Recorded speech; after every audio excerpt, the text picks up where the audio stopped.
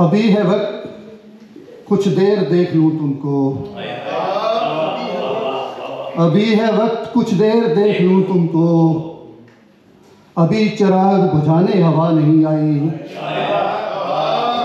अभी है वक्त कुछ देर देख लूं तुमको, मेरे चिराग बुझाने हवा नहीं आई। कि मेरे गांव के लोगों ने काट डाले हैं, ये मेरे पेड़ गिराने हवा नहीं आई। जोशे रोज जरा सी देर चलो हंस के बात करते हैं, जरा सी देर चलो हंस के बात करते हैं। ये क्या कि उम्र गुजर जाए बस झगड़ते हुए, तू ऐसा कर मेरी आंखें निकाल कर ले जा, मैं देख पाऊंगा कैसे तुझे बिछड़ते हुए।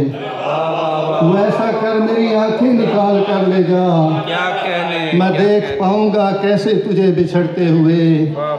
और आखिरी दो शेर कि घर में कोई दरार है शायद, बात बाहर सुनाई देती है।